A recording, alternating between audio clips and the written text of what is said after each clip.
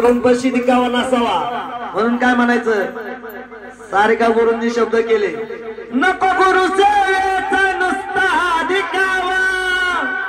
शब्द ज्ञानाचा ध्यानात घ्यावा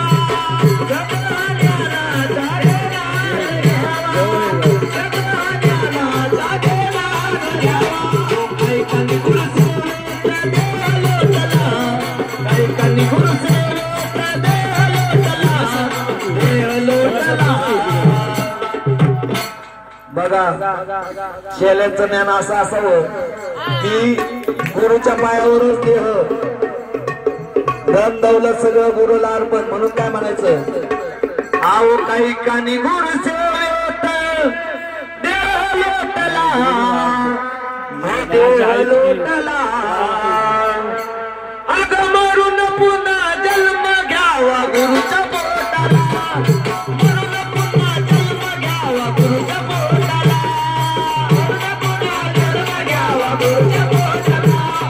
मरून पुन्हा जन्म घ्यावा गुरुच्या पोटाला ऋतू होणार नाही केलेलं तू पुण्य ऋतू होणार नाही केलेलं तू पुण्य बघा गुरुला सोडून किती धन दौलत कमवा काही करा पण काही उपयोगाची नाही म्हणून काय म्हणायचं रुजू होणार नाही केलेलं तू पुण्य गुरु शिवाय आहे जीवन सार शून्य गुरु शिवाय आहे जीवन सार शून्य गुरु शिवाय आहे जीवन सार शून्य गुरु सोडून तुला नको कोणी अन्य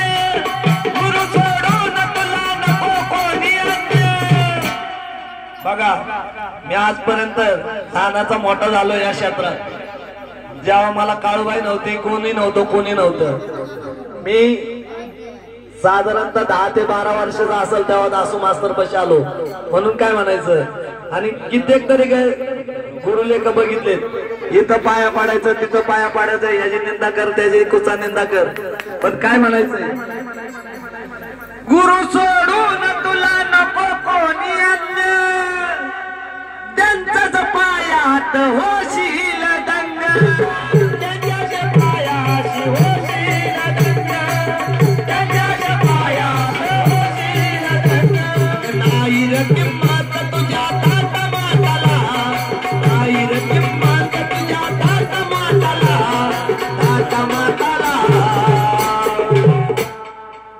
अरे नाही रे किंमत तुझ्या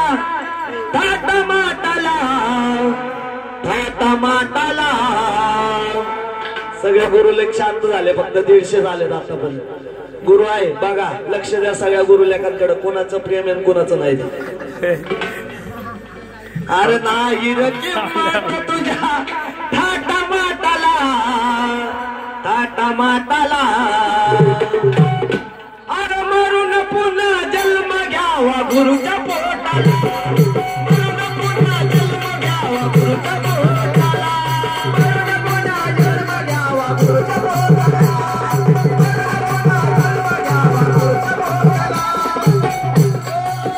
गुरु शिवाय तुला अर्धवट राशील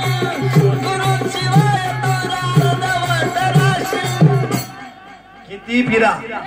किती फिरा दुनिया फिरा गुरुंनी काय हातचा ठेवलाय चेल्यांना कळणारच नाही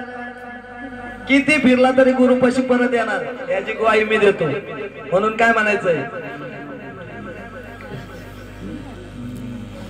गुरु शिवाय तुला अर्धवट राशील देवदिक चारी धाम गुरु माझी पाशील देवदिक चारी धाम गुरु माझी पाशील देवदिक चारी धाम गुरु माझी पाशील गुरुचे शब्द पूर्ण पाणी जरा घेशील गुरुचे शब्द पूर्ण पाणी जरा घेशील गुरुचे शब्द पूर्ण कानी जरा घेशील हळू कोण रडते बघू दे मला माई असं भरल्या गाठाला ना रडा आई सगळ्यांना एक सारखी माया लागते सगळ्यांना एक सारखं जीव लावते